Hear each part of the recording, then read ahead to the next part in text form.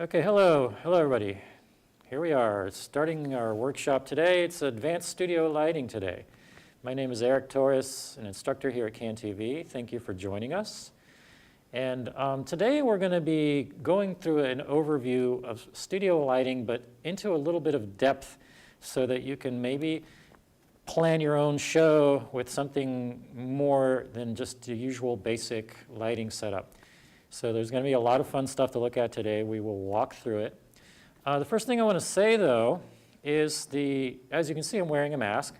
So today, the situation is going to be probably, for the foreseeable future, it's going to be like this, where we have certain requirements. So we're going to ask people to please wear masks when they come to CAN-TV, sign in when you get here, and also respect some of the limits of the room capacities. So the studio that we're in right now, the large studio, there are 2 crew members allowed in this space and a maximum of 4 people on the set as talent.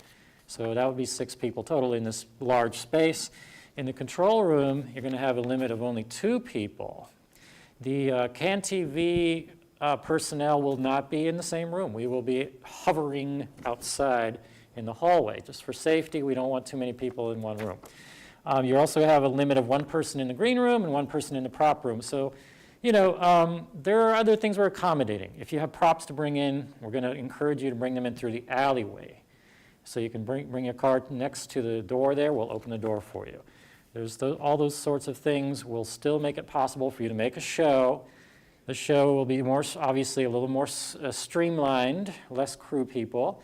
And we're trying to think of creative ways to expand upon that and have other possibilities. So that's a work in progress. But the studio is open. Reservations are being taken. So the time slot is the same. It's a 3-hour time slot. And you still have to do the show within those 3 hours. So anyway, those are the ground rules. So hopefully you will take advantage and still make shows and come to CAN-TV. And those of you that haven't become certified yet, talk to us in the training department. We'll be happy to talk to you. We have not set up classes as of yet. We are still working on a protocol for classes.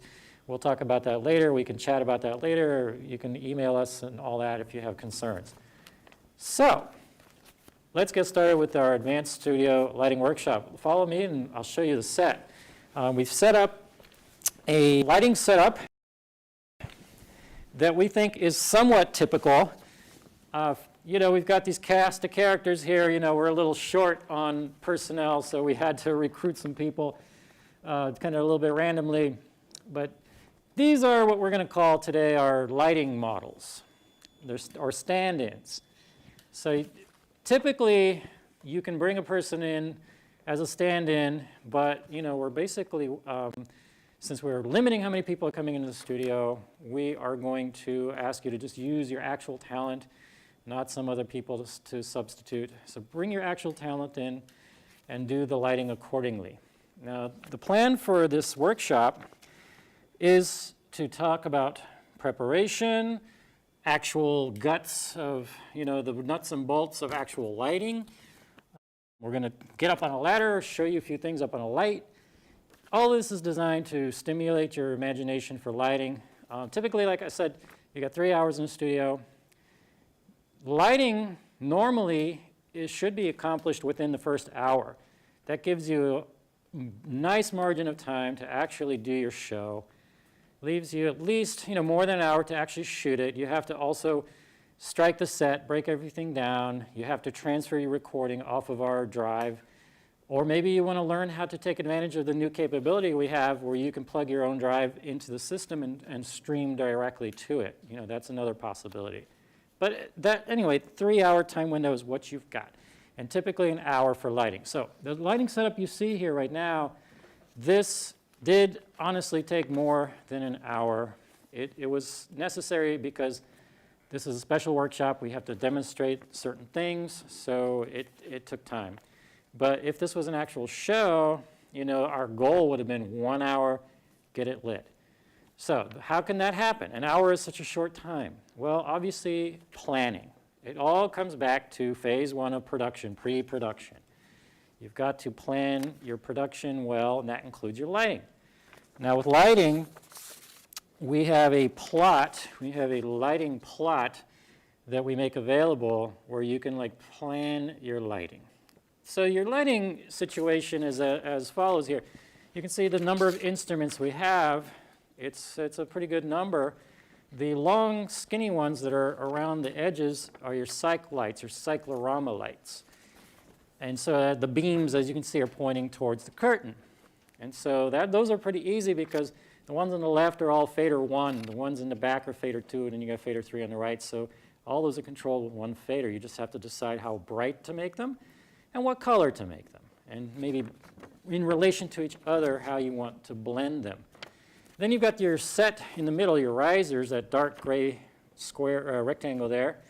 And you can see all the other lights are aimed towards that. And your Fresnel lights, the ones with the lenses on the front that are adjustable, have adjustable beams, are the little square ones there.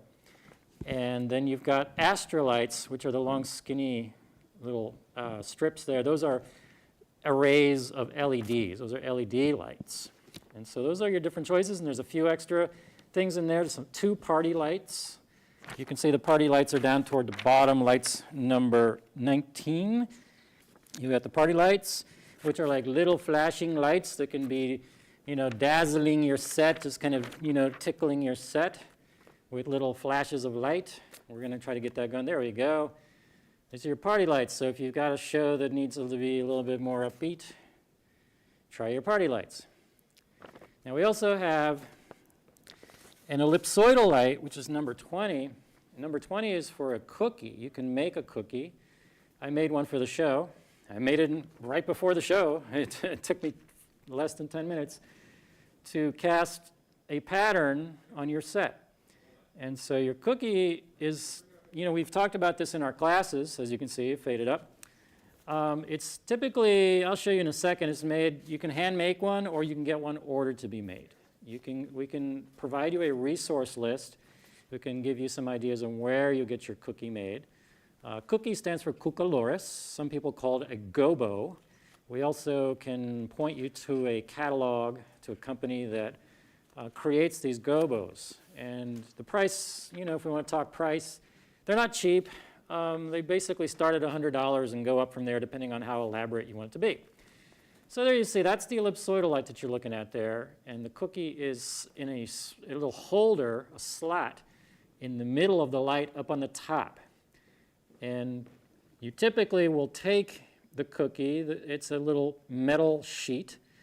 You're going to put it in that holder that you see sticking up, and you're going to flip it upside down and backwards because the lenses of the light reverse the image. They reverse it horizontally and vertically. So to do the cookie, you just put it in the slot, stick it in there, adjust the angle of your light, and the beam, as far as like how sharp or soft you want it to be. There's all these knobs on the light, and the angle, where it is on your set. We also put a little blue gel in front of the ellipsoidal light. I just taped it on with gaffer's tape.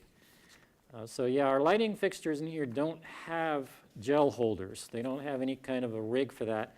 But it's okay because they're all LED. They're cool lights. They don't get hot.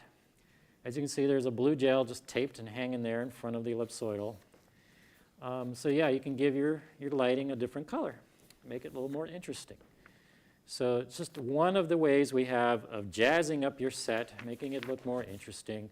And that was a quick fix. It took me, like I said, less than 10 minutes to make the cookie. It took me about 5 minutes to put it in the light and adjust it and slap a gel on it. So little things like that can make a big difference. Now, back to planning for a moment. Let me talk about that. You're planning, of course, you have a lot to plan for your show. You've got the topic of your show and who's going to be the talent and the host, and you've got to also decide on the look. That's something we emphasize at CAN-TV, not just the substance of the show, but the look of the show, because the look of the show is part of your storytelling. People will pay attention to it. They will tune in and stay tuned in longer if the show is visually interesting. And so lighting is crucial. Lighting is a key part of that. But lighting works hand in hand with set design, with costume, with clothing, a lot of things to take into consideration. How do these things work together? And what do you want to call attention to? I'm always talking about calling attention to things in my workshops because we have to call attention to people's eye. Where do we want their eye to look? So this table in front of me here, it was white. It is a white table. Look how white that table is. And so if it was just a white table, it would detract attention. You know, it's the brightest object in the scene is what people's eyes will look at first. And their eye will even stay there for a while. This is too bright, this table, which is why we threw, you know, some cloth over it. And now it's toned down. It's not detracting attention, you know, from our fabulous, you know, cast of characters here. And so speaking of these characters, these people, these talent,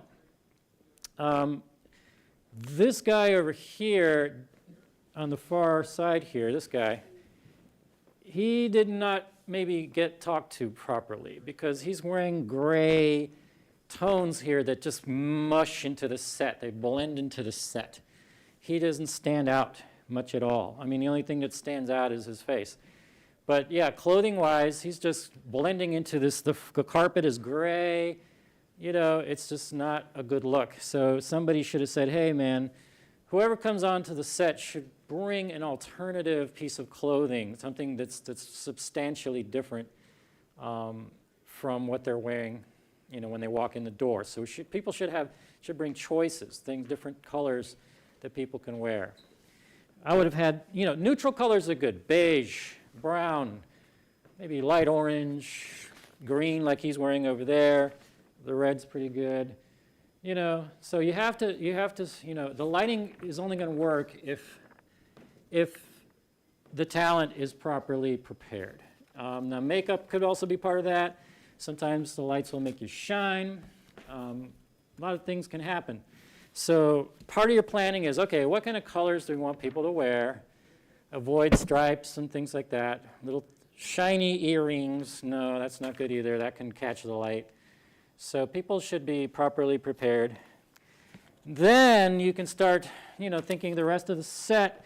It would have been nice to have a carpet down here, some kind of orange or, you know, beige carpet, something other than this gray platform that we're standing on. So we encourage you to bring in your own props like that, bring in carpets and things like that that will make people focus on the area that people are in. Otherwise, they just all kind of blend into the background.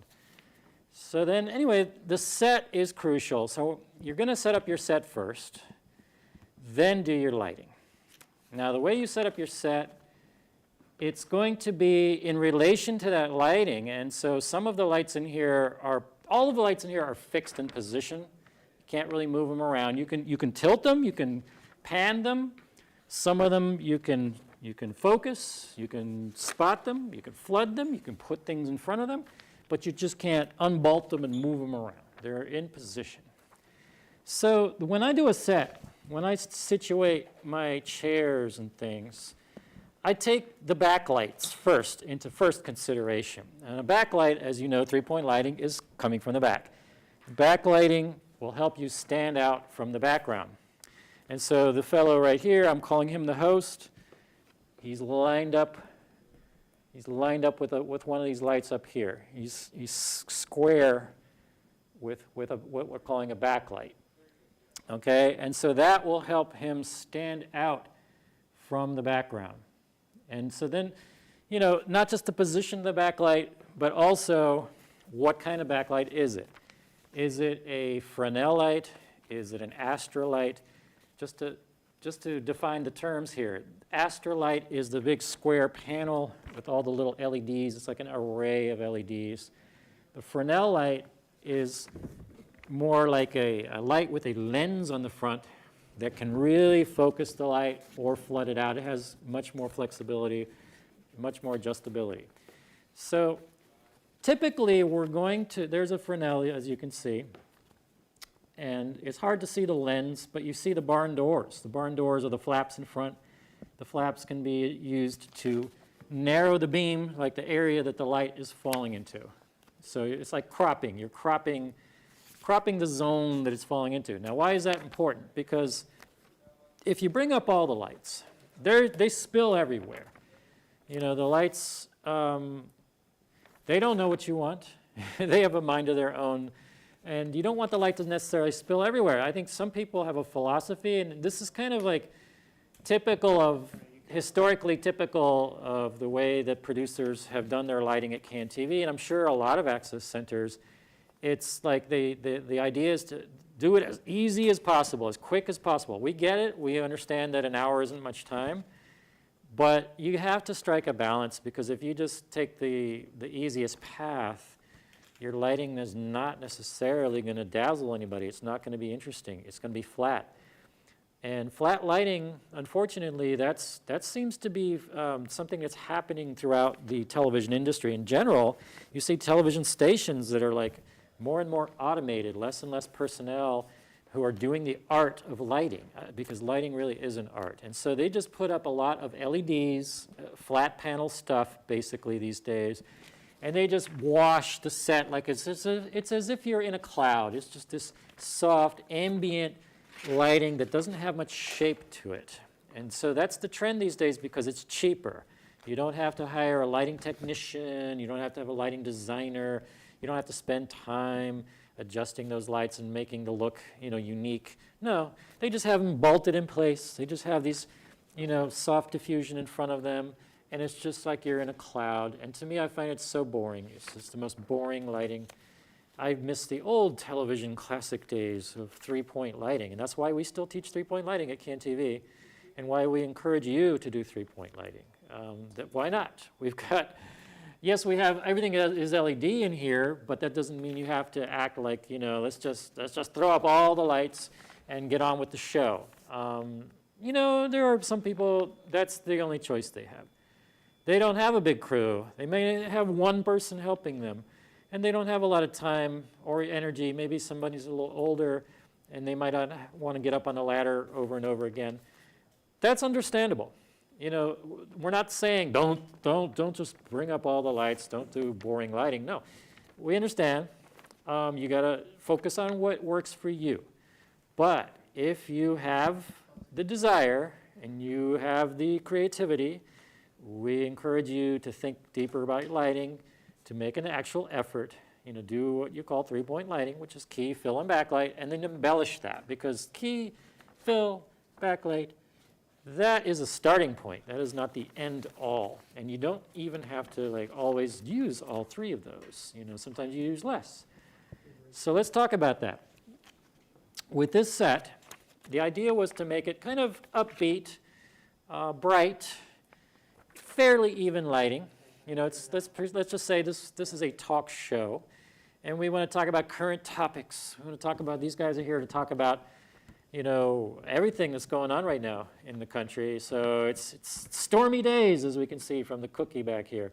So, it's going to have, the topic is going to have a little edge to it. So therefore, we don't want the light to be too bright and too flat.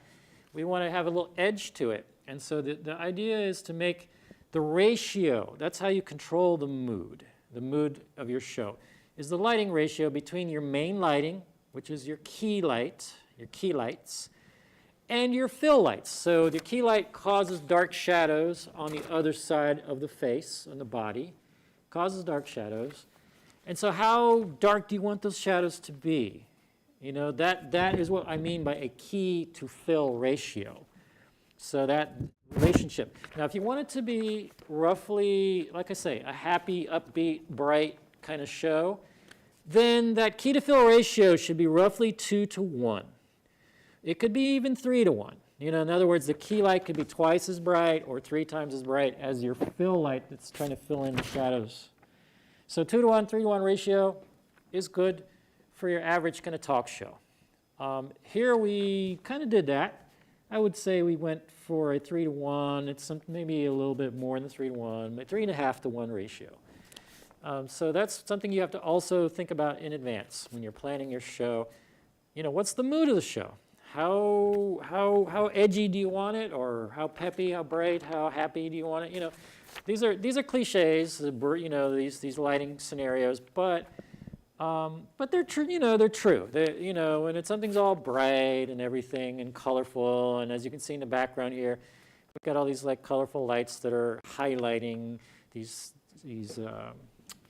these little divider things back here, these screens. You know, that's what we're going for. We want people to feel comfortable. We want them to feel entertained. It's like eye candy, all these colors. And you might notice that the lights that are behind those screens, they're kind of oscillating. They are going from color to color. And I've never tried that before. This is a first for me. And I think I like it. It's giving a little more energy to these dead guys that are sitting here. Yeah, because they're not saying much. So yeah, I just decided, let me make some colorful lights in the background. Might as well make them oscillate a little bit, you know, things like that. There you go. You see one of the lights that's going through its changes, beaming at the screen. So that's a choice you have. There's little settings on the back of the light. There's little buttons on the back of the light. We can show you those. We can do a session with you, a practice session for those of you that are certified. Go through how to make those lights do that. We have 4 of those lights, so yeah, the possibilities are 4. We have 4 possible. No, I don't know. Do the math. Anyway, yeah, there's another one on the floor there, just taken off the stand, placed down on the floor, aiming straight up to give us a little shaft of light, just going up the divider there, going up the screen. So we got, you know, creative with it. We decided to try our hand at that. So, you know, some of this was thought of in advance, and some of it was inspired at the moment. You know, that's how it works. You can come up with a plan, but don't be rigid. If it doesn't go totally by a plan, I wouldn't get too upset. Nothing ever does. Nothing ever follows the plan perfectly. So be, you know, flexible. Be willing to make changes, and sometimes they're good changes. They're happy changes. You know, some of these things that we see right here on the set were just last-minute decisions, and so that's also part of your lighting plan is being a little bit flexible. And plus, you don't know, are these people going to come in wearing the colors that you want them to wear, or something totally different? And so you might have to make some adjustments to your colors. And luckily, these LEDs, especially on the side curtains that are lighting up the white. Side curtain back there are at the touch of a button, you can change those colors. And so, yeah, control room crew, feel free to change those and show people that if you like. Have fun with that. So, the planning, you draft it out. You know, you can sketch it out. You can decide, okay, what are my key lights going to be? What are my fill lights going to be? What is my lighting design going to be? So there's Andrea. She's going to show us a little bit of some of those changes in the lighting board. She touched, first of all, she selected, do you want to explain it, Andrea, or should I explain it? Yeah, I can explain it. Hi, Go guys. for it. Andrea's going to explain it. All right, so yeah, here I am in the control room. So Let's cut to the control if I room. want to adjust the colored lights, the cyc lights, as they're called, they're all on faders 1, 2, 3, and 4. Just like on the lighting plot that Eric showed you. And then if I want to change the color of a light, so let's say I want to change number 2, those are the lights that are hitting straight to the back. And so if I select number 2 over here, then I can go over here at the bottom. It might be hard to see on your screen, but I've got a little color wheel here. So if I click on the color wheel, then this shows me a bunch of colors I can choose from. Again, it might be a little too hard for you to see. But I can also go and show and pick any color of the rainbow. So you see right now, just using my finger on the touchpad, I'm scrolling through every color of the rainbow here. And so you can do that on any of the cyc lights. So those are the ones against the wall. The other lights, all the other ones, those, if you want to change the color, then you have to use gels. That's it. Okay. Great. All right, back in the studio here, I want to continue acclimating you to how to approach a lighting setup. So let's say you did your plan, and you've got your game plan.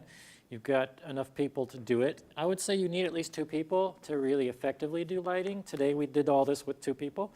One person doing the grunt work, climbing up ladders, adjusting lights, putting gels on lights, etc. The other person on the lighting board, as Andrea is. And so what you would want to do is open up your mics. There's 2 overhead mics hanging up here. So on your audio board, you would want to fade those up so that you could be heard in the control room. And then you can ask for certain lights to be brought up. And so you're going to want to have your lighting plot with you. We do have one here at CanTV laminated. You can just refer to it and ask for certain lights to be brought up.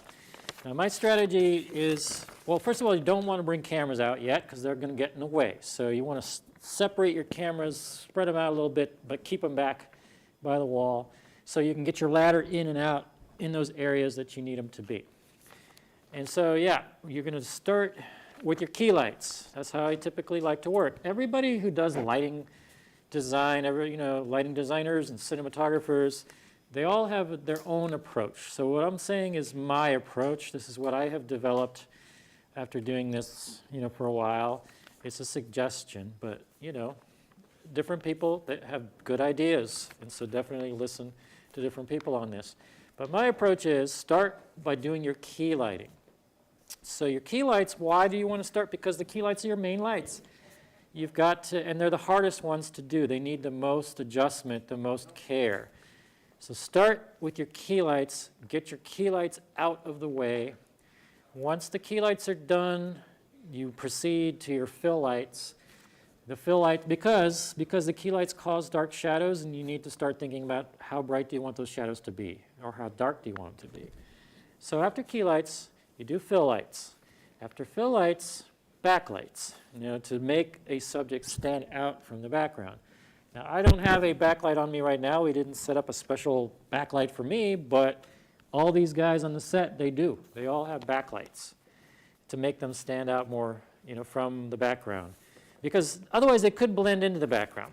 Now, if they have bright yellow hair, then no, they'll still stand out from the background. But a little backlight is even better. It'll really make them, separate them, from the background if you take the time to put a backlight on them. So that is the game plan. So starting with key lights. Key lights, the rule, most of you, some of you. The rule is, say the talent is looking at a particular camera, and they're going to be that way most of the time. Your key light should not come straight on them, because that will flatten them. They'll look like cardboard. Key light should come from a 45-degree angle. It could be from the right side of them or from the left side of them. Which side? It would be the side, I personally would choose the side that is being favored by the cameras that are out here. If I put key light on the other side, but then that's the side that's going to be bright. The cameras are going to see the shadowy side. It's like, which side of the moon do you want to see? So choose the side favored by the cameras, 45 degrees, and that means if you take a right angle, here straight, my shoulder is pointing 90 degrees off to the side, halfway between those. You're gonna, and it doesn't always work out perfectly. It's not always exactly 45 degrees. That light might not cooperate. It might be 40 degrees. It might be 50 degrees, but roughly 45. And so, let's just take some of these guys as examples. So our host here is facing this way. All right. And the shoulder is going that way. So halfway between that. And so it's easy if you stand where they are and then look at that angle halfway between and then look up and see what choices you have. You see what light choices you have. And usually the Fresnel light is the way to go. The Fresnel light is the stronger light. It's more, as I was saying, it's more flexible. It has adjustability. There are a lot of things you can do with the Fresnel light that you cannot do with these astrolights. So I'm looking for a Fresnel that's roughly 45 degrees, in that direction. And so I've identified it. Looking at my lighting plot, I can see that his key light appears to be number 6. And so I would say to my, lighting assistant, or, I'm not sure what title she wants to be called, but anyway, I would say to Andrea, hey, Andrea, can you bring up number 6? And assuming that our mics have been turned on up here, that's what she would do. She would fade up number 6. Now, usually you start with it full strength, and that's so that, you can aim it, you can see where that light is going, and so on and so forth. And so you would get up on the ladder, and adjust that. So let's try that. I'm going to go up the ladder. I'm going to adjust another light, actually, that we have a ladder already set up for. So I'm going to head over there, and that one is on fader number 8. So let's talk about that. So heading up the ladder,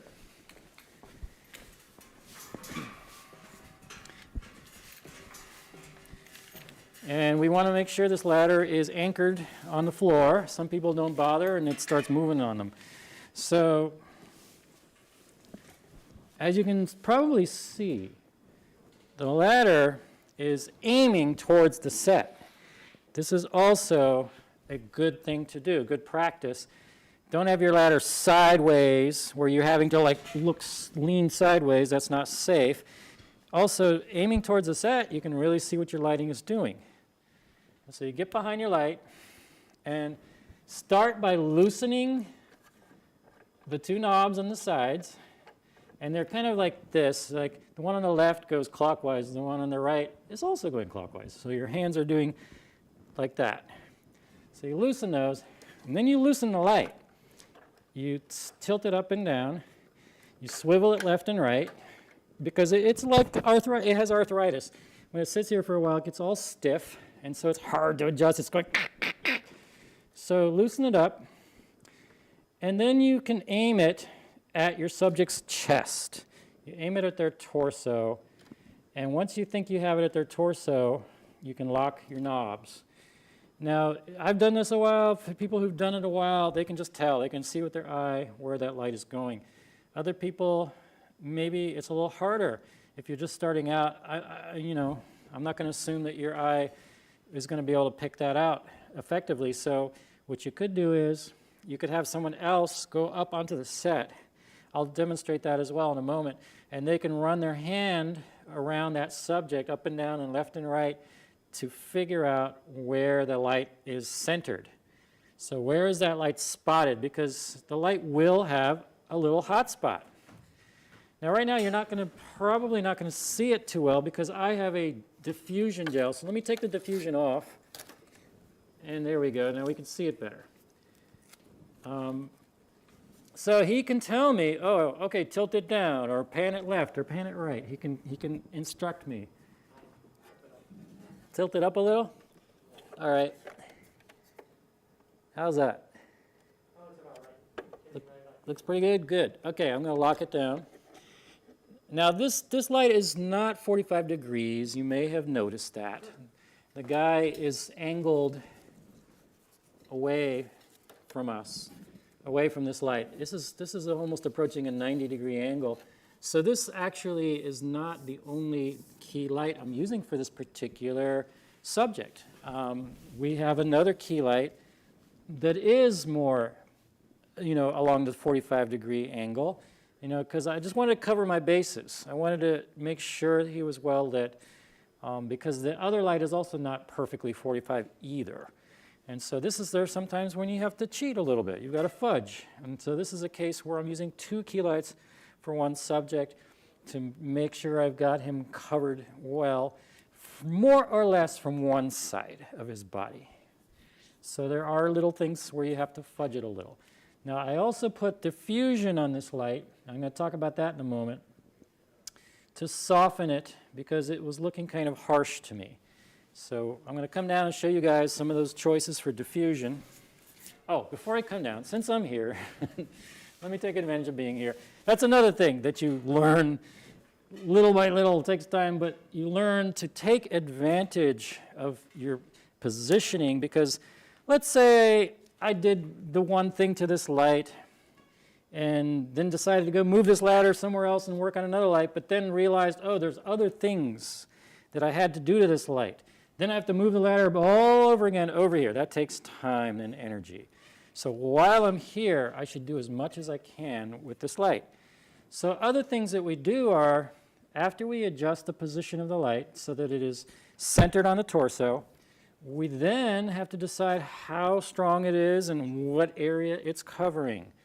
And so what we're going to do is we ask the person on the lighting board to spot, which means make it more intense, or flood the light.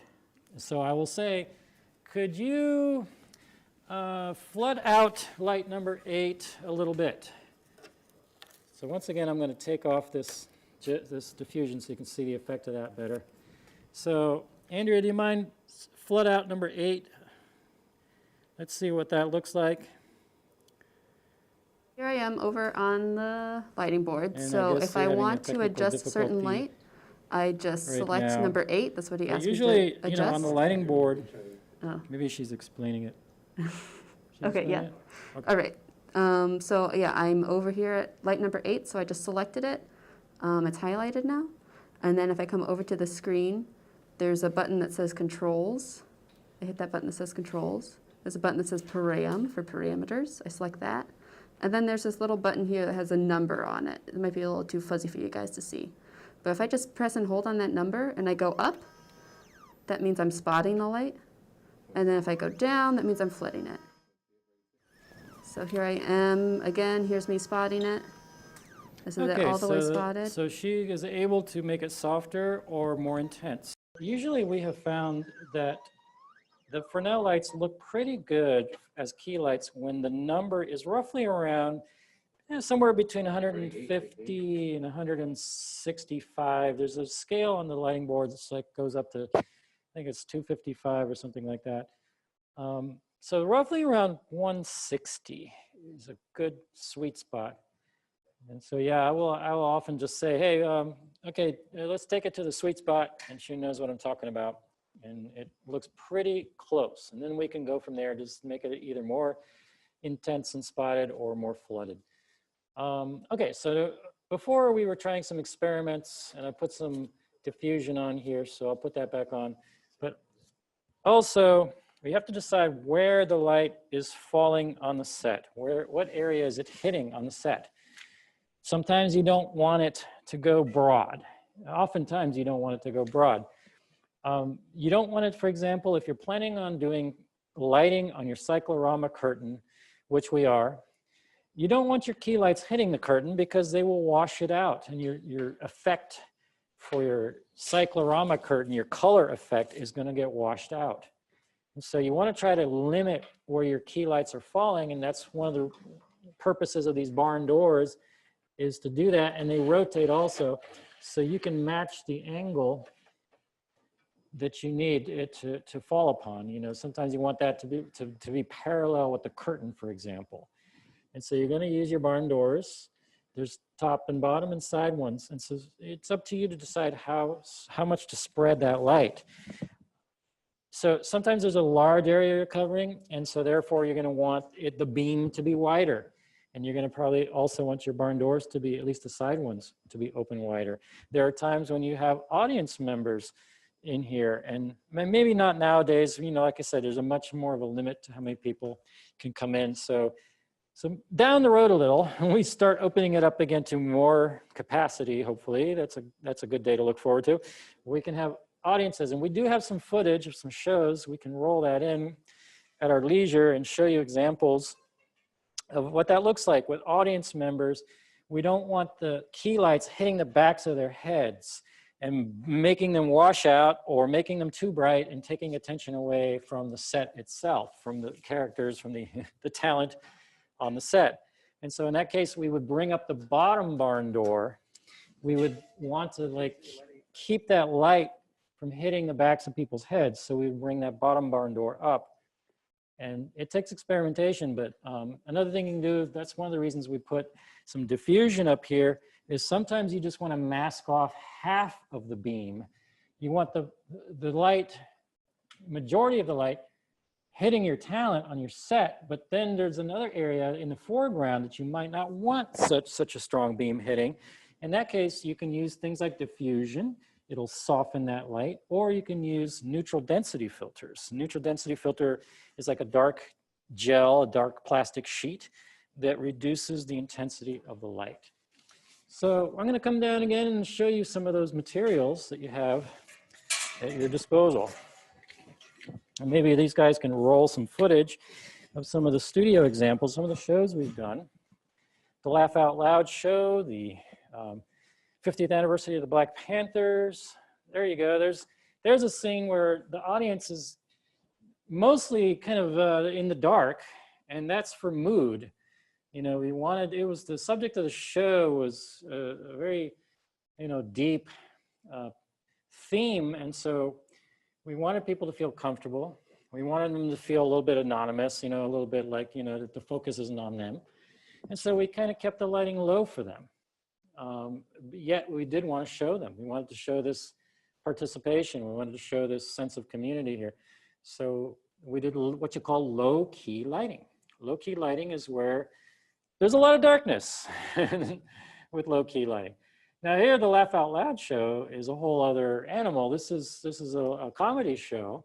We want it to be upbeat and positive and more participatory of an audience. So we wanted to make them more visible. So we brought up more light, but also there's a lot of color on them. We put a lot of gels on our fill lights and all the other sorts of lights that we have angled towards the audience. You can see the ladies in the foreground have sort of a blue cast to them. Other people have a more amber. The gentleman without a lot of hair back there, he's got sort of an amber cast of light on him, you know. And as you can see, not a lot of light coming from behind them. It's toned down because that light is kind of cruising over their heads towards the comedians on the set. And so we had to bring that barn door up on those key lights, and we had to put on some materials and some of the Astra, you know, LED panel lights to keep them from being washed out. We wanted them to be kind of low key. All right, so now we're gonna look at some large area lighting for a variety show. Similarly, it's bright. It's what you call high key lighting. So there's a lot of key light. The area is large. There's a band back there. So quite a bit of lighting had to be done. Now the host in the foreground there, he's the main guy. He's got to get the most attention. So we need him to be the brightest. And also the lighting is even on him. It takes work to get your key lights to be nice and even. And you have to anticipate the area that he is going to be performing in. So take that into consideration and light accordingly. Now he's also got some nice backlight on him. It has an amber gel, a little bit of a glow, a little golden edging on him, making him stand out from the bluish background. The bluish background is on purpose, you know, it's like that's another way to draw attention to people, to create a contrast, not just with the key to fill ratio and things like that, but also with color. So if your subject is kind of golden, kind of on the yellowish side of the spectrum, then your background would be good if it was more blue or purple or something like that that can contrast, as this gentleman is. As you can see, he's got a nice bronze kind of lighting on him, and the background was made more bluish. So there's all these little tricks, these things you can do. Here we were using some effects. We have the lights set to sort of a lightning, flashing effect because it's a tap dancing show. We want to give it a lot of energy. So therefore the lighting is part of that. The lighting is like one of the dancers. It's another dancer. It's giving a rhythm. It's mimicking the rhythm of the dancing. You can change the rhythm of those effects. You can totally decide like how fast do I want this lightning to flash and just dial it in. And so, yeah, I think, you know, just watching the dancers, you got a sense of their rhythm, and they rehearsed before they recorded the show, so you could adjust the light to match that rhythm. And there's also some black panels back there just to break it up, to give us our eye a break, you know, just certain areas are just black, so that it's not just a uniform, you know, kind of scenario there. So there's a lot you can do with that. Now, I did talk about a little earlier all these different things you can do to supplement your lights. So let me show you those. The colored plastic sheets, these are called gels, and that stands for gelatin. They come in a lot of different colors. Gelatin because the original ones way back in the early part of the 20th century were made literally from gelatin, from animal byproducts. But you know, they weren't heat resistant and they would catch fire and melt and things like that. So these modern materials, they're a lot more heat resistant. They're not made from gelatin anymore, but they're still called gels. So you have to acquire these yourself by and large. CanTV does have some gels here, But they're kind of old and used. They come from the old studio, actually. And so we encourage you to buy your own gels. We're going to give you a resource list of some places that do sell those. And when you buy them, they typically come, you can buy them in different sizes, but this is a typical sheet. This is a typical size, you know, that they sell them in. So hopefully you can see that. There's our resource list, different places. Now, one place that isn't on the resource list, which hopefully will return to being on that list, is central camera, which, of course, in the ruckus, the uprising, whatever term you want to use, that happened about a month ago, they were burned down. But it is a favorite place, a perennial place that CAN TV producers like to go. Central Camera down in Wabash. They want to come back into business. I'm not plugging them. I'm just saying it's another place on the resource list that you can consider going when they get back up and running. Anyway, so when you acquire these sheets, you're typically going to want to cut them into sections that work for you. You know, roughly this big will be plenty for one of these lights that we have in here. Other choices you also have diffusion. This is a diffusion kit. You can buy them as kits or you can buy them separately. You can buy them as sheets and cut them up. And they have names like frosted. This is a frosted gel, a frosted diffusion. Or silk. It has a sort of a silkiness to it, a little stripy texture to it. They have different, you know, effects on the lighting. Oh, this one's even more obvious. So you might be able to see the lines on that. I'm not sure. Yeah, you can see those lines. You know, they disperse, they soften the beam of light in different ways, in different degrees. So you can get yourself some diffusion in the different types that you might decide you need.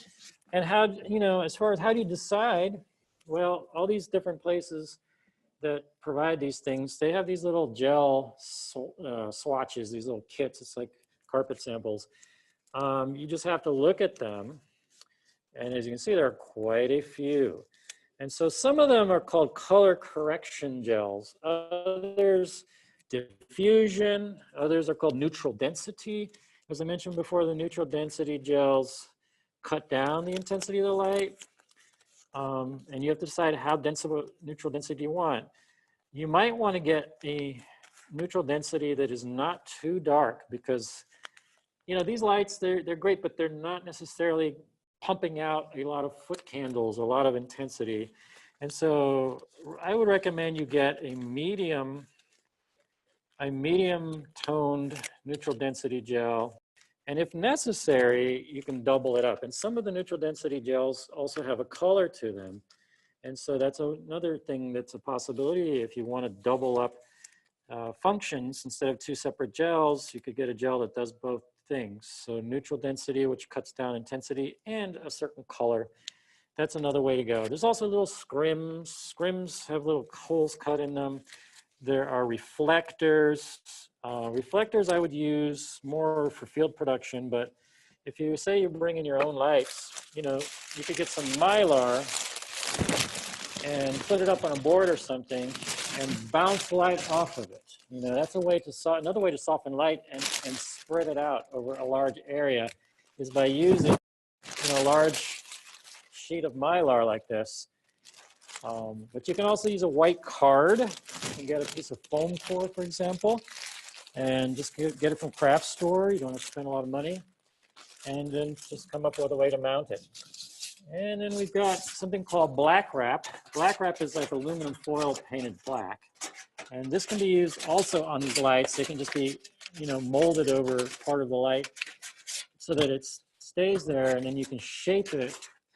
And that's another kind of extension to the barn door. It's kind of a more subjective barn door, you know, that you can use this to mask off different areas of lighting. There's also another way to cut down on intensity of light. Screen. You can use a piece of screen. This is just metal screen. This was good when the lights used to be hot tungsten. Now it doesn't matter so much, so you can use any kind of screen. But yeah, a piece of screen is another way to reduce the harshness of light. So you may have subjects who maybe they don't like the way they look on camera. Maybe they want the light to be softer to, you know, reduce some features they have. You can use all these little tricks to do that. And then one more typical thing in my lighting kit here, I would bring a flashlight with you to CanTV because it gets dark in here and you have to identify lights, as I was saying before, to tell your lighting assistant what light to bring up. And the lights all have numbers on them. And so you're gonna need a flashlight to see the number and call it out. Now there are two sets of numbers on there. There's a 3-digit big number and there's another sticker with just 2 digits. The 2-digit is what you want. You want to go with the 2-digit smaller number. Okay, so now that I've got my lighting plan and I've got my materials, I've got my plot, I've done my key light, I would then want to do my fill lights. And the fill light is fairly straightforward. It's just the opposite side from the key light. It's 45 degrees on the other side. Sometimes your fill lights and even your key lights can do double duty. So let me see if I can find an example here. I think this is an example. So this backlight, the backlight that's hitting our host here, it's covering that, but it also continues in space and it diminishes. It's the inverse of the distance. So it falls off quickly. And so it can serve as a fill light for other people. And so then you don't have to take special, you don't always have to take extra, efforts to fill in your shadows. Your key lights can do that. Your key lights can continue on, or sometimes your fill lights, or sometimes your backlights can do double duty. They might serve as a backlight for somebody and then also continue on and help fill in somebody else. So that's another way to save time, is think of ways that your lighting can do double duty, can serve 2 functions. Now, it's not always that simple. You might have a backlight on somebody that ends up being too bright as a fill light. In that case, you can do, if you want to, you can just try some more tricks. You can go up to the light. You can take some of that diffusion material I was showing there, or neutral density gel, cut a strip of it and mask off half of that beam so that the part that's continuing to another part of the set is toned down, it's tamed. So you can still get away with it. You can use the one light for the 2 things if you can start thinking a little more 3-dimensionally, start thinking of using some of these materials to get more control over that beam. It's not just one single light doing one single thing. It's a beam that can be shaped. It can be trimmed. It can be softened. Lots of things can happen to that beam. You can make half of the beam a different color than the other half of the beam. But it does help to think this through. And if you're going to do a show at CanTV, definitely helps to do a practice session before your actual show, so you can do a run through with some of these concepts and see how they're actually playing out. How do they actually work, and how long does it take to set that up? So there's a lot to it. It takes time. There are also more features than we have time today to talk about on the lighting board. The lighting board can store settings, for example. It can store, we have stored this look of this set as a playback. So we can fade up one fader and it brings up all these lights. And then we have another part of the set that's stored in another playback. And so we can go and cross-fade those. And we can go to that other look, and that other look may also have involved a lot of lights. Maybe it did, maybe it didn't. But it's easier to set those up and store them as playbacks and then make use of them than it would be to start trying to make all these complex adjustments to all the different faders on your lighting board just because your talent walks to another part of the set and that part of the set needs to be a little bit different. So anyway, hopefully this all helped, get you started and demystified some of lighting for you. We want to open it up to questions, I think. I think I've mostly covered what I needed to cover today. So if people have questions, we will definitely try to cover those. We'll try to attend to those. So thanks for watching. We're going to make this available as a recording to watch again. And the cookie, I didn't really say too much about the cookie. I wanted to just quickly explain that. The cookie that you're seeing behind me was cut out of a pie pan.